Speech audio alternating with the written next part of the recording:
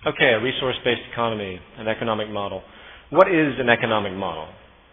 In the most simplistic terms, you could say an economic model shows variables and the dynamic processing or interaction of said variables to meet production and distribution demands and anything else generally related to economic functionality. That's obviously a very loose categorization and definition I've just given, especially if you go back and research the various economic models that have been produced, by economists, monetary economists over the past 200 years. You will enter into just a mind-blowing world of risk assessment and stochastic behavioral models and interest rate to exchange rate protocols, arbitrage conditions, service vector evaluations, rational choice theories, price equilibrium, attributes, and so on and so forth. It's fascinating, truly fascinating. However, as a point of consistency, since I'm on the subject, nowhere in these highly intellectualized, sophisticated, novel, creative, and often internally sound, structurally logical expressions will you find anything about planetary resources. Will you find anything about the science of creating proper goods? Nowhere will you find anything about longevity, efficiency of production in the sense of conservation, or created anything that would reflect true economic efficiency, which is, of course, the intelligent management of all of our resources and the methods of mining, culminating, producing, and distributing those resources. Zero. Virtually all economic monetary models simply revolve around various notions of labor and value, which is an absolutely convoluted concept, savings, interest rates, and again a long string of previously aforementioned variables which are utterly decoupled from every kind of natural resource and processes on this planet or anything tangible. And the processes, the economic matrices, are nonsensical and absolutely unrelated. They are abstractions of thought using classic linear equations to depict variables in closed, finite systems that have numerous presumptions about what they represent when there is absolutely no linear direction, no linear referent to anything truly tangible at all. If you go through the work of the high priests of modern market theory, Ludwig von Mises, F.A. Hayek, Milton Friedman, John Maynard Keynes, Adam Smith, you find some wonderfully articulate and perfectly sound reasoning, but that reasoning exists within a closed set of variables, and a series of presumptions are always evident. And again, those presumptions have nothing to do with anything that's provably tangible, no physical reference. These huge projections and speculations on human behavior. Economists, when you break them down, all the individuals I've just mentioned, they're not scientists. They're not basing anything on actual scientific evaluation. They are simply philosophers. And that's all every monetary economic theorist has ever been, is a philosopher of the means of production and distribution, not scientists in the sense that they actually have a physical reference to balance and test their models. In fact, if you look at the criticisms that Hayek and Mises and Keynes and all of the others, when they're criticized, they tend to fall back on the same basic set of defenses which are more or less comparison-oriented. For example, they'll say, and I've heard this countless times, when anything's brought up about problems with the market system, such as rampant poverty and abuse and slave labor, they say, well, you know what? Say what you want about poverty and conflict, but history has proven that capitalism and the monetary structure has created more wealth and efficiency and high-quality goods and quality of life than any system we've ever known, so there. No. The only thing that's created prosperity in the human population, the only thing that's responsible for human development and the growing population, which has been going exponentially. The only thing that's created a higher standard of living on this planet are, in fact, two things: the advent of technology and the discovery of cheap hydrocarbon energy. That's it. That is what has driven this seemingly advanced society, which is actually quite in reverse when you look at it.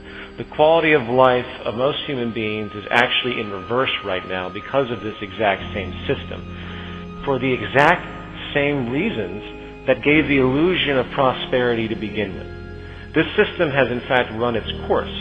What you're seeing has been a cosmic delusion. It has been a complete coincidence that technological innovation, coupled with the emergence of an abundance of energy that's cheap all over the planet, has coupled with the advent of this economic system called the market system. Now, I know right now all the monetary indoctrinated individuals that support this system are chomping at the bit right now on the edge of their seats going, but wait a minute, the reason we've had progress in technology is because competition has motivated that progress. Well, is that really true? Is there any evidence for that, really? Have any of the major contributions of technology come from people that have been outspoken about their interest to make money off of it? I don't think so. If you research Daniel Pink and his work on motivation, which is basically a compilation of numerous psychological studies about what it means to be creative, about versus what it means to be mechanical, you tend to find that creativity, hence technological innovation, is actually driven not by competition whatsoever. On the other side of the spectrum, it's very, very clear at this point that technological innovation is now currently being hindered by the market system and the values and the processes therein, with the need for scarcity, with the need to maintain establishments. We have such profound technology today sitting on the sidelines that it will not come to fruition because it will override existing establishments, and it is simply not profitable to create the type of sustainability that these new technological advents create. So, 3 points. A, the greatest contributors to scientific innovation have not done it for money, and you can research that thoroughly. B, psychological motivation is not driven by competition for creative invention. And C, right now we live in a state of social evolution within market theory that is actually hindering technological process because of the very dynamics of the system itself. Monetary economics exists in the same form it has always existed, as nothing but a religion.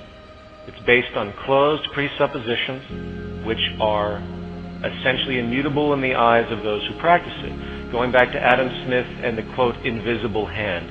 What the hell is that? The invisible hand? That's it? I mean, you got to be kidding. Is there any way to test this invisible hand? No, not at all. And it's a presupposition of some type of monetary god, and it's absolutely insane. It operates with circular reasoning in a closed kind of mind lock, just like any other religion. And it's absolute blasphemy, of course, when you choose to articulate anything out of the presuppositions of that belief system. Now, please note that I don't mean to be insulting towards those minds I mentioned, Ludwig von Mises, Hayek, Friedman. They're very brilliant individuals within the confines of the variables they choose to acknowledge. Just like there can be very brilliant individuals within any religion within the confines of the philosophy that they choose to accept while they blinker out everything else. But the bias is so transparent. I have a book by Ludwig von Mises called The Anti-Capitalistic Mentality. Now, just the name of that just reeks of outrageous presupposition and arrogance, does it not? The very statement, the anti-capitalistic mentality, presupposes that anyone who is against the capitalist system or the market system must be of a particular form of preconditioned mentality. And therefore, any objective and tangible open conversation is immediately void because it's just a mentality. If that isn't religious stigma, I don't know what is. Now, I want to be clear here because if you read the Mises work and the defense of the capitalist system by many works, by many different economists, they actually support it very, very well within the confines of the arguments that they choose to recognize. I want to clearly point out that the Zeitgeist movement and the resource-based economy, what our angles are, what our problems are in fact very, very different from any other objections to the economic theories put forward. While there are certainly overlaps, ours is explicitly different, and I have yet to hear any economic rebuke of anything we say that isn't simply a projection of earlier arguments which they feel have already been previously debunked. It is nothing more than a religion, and I want to make sure everyone thoroughly understands that. And when you approach people that believe in these ideas, you have to understand that very often your logic will be cut off because they will blinker out information in their own schemata, whether they're even conscious of it or not. That's the power of belief. And unfortunately, some people really will never understand rational associations because of their prior conditioning in life, but that's for another conversation.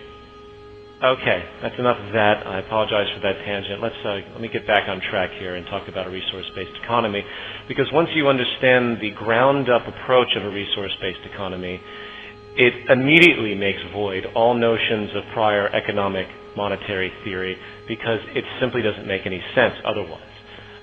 The difference between monetary economic theory and a resource-based economy is that we are actually taking account of what sustains life. We're actually taking account of raw materials. True economic theory can only manifest from the properties of all raw materials that exist on this planet, coupled with the processes that organize and navigate the mining, production, distribution, updating, waste recycling, and all other attributes required to maintain stasis, abundance, and hence sustainability.